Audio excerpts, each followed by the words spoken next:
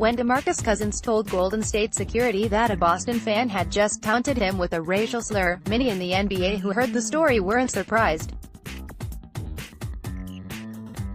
As much as it grates and infuriates most who grew up here, Boston has a checkered history of race relations.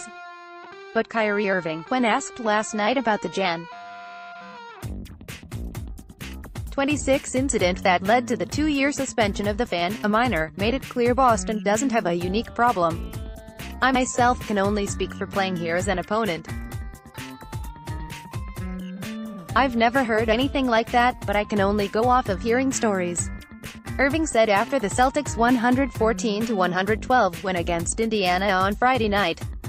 When you hear something like that, especially people of color, I gravitate toward being on anyone's side, as long as it's the right side. And really it just matters is treating people with respect. That's really what it comes down to. I think sports, there really gets a gray area where sometimes fans can say really hurtful things. Some fans, not all fans. I'm just saying sometimes some instances come where it goes way beyond basketball. And that's a personal thing. It matters to all of us because we have kids. We have families that we represent.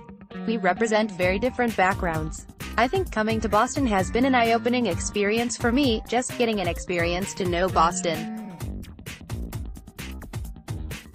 I haven't really heard too much about stuff like that.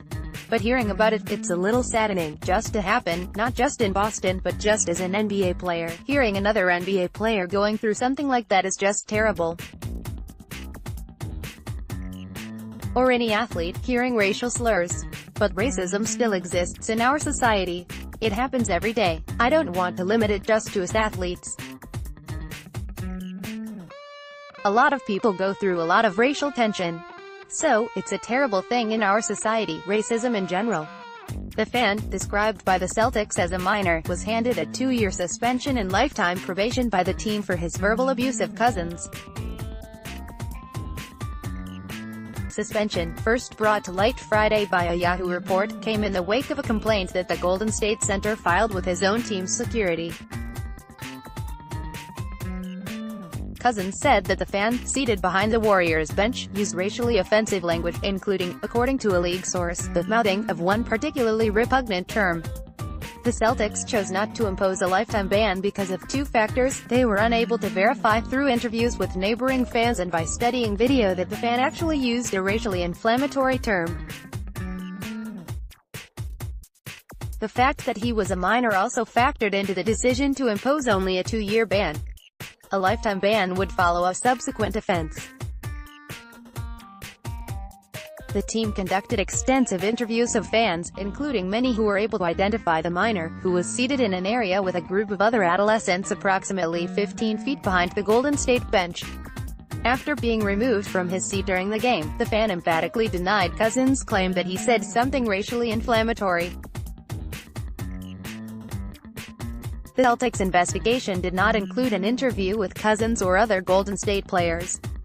Said Brad Stevens, "It's disappointing anytime there's a negative fan interaction. Most fan interaction that I've been a part of, what I would say is 99% of it's good-natured ribbing back and forth.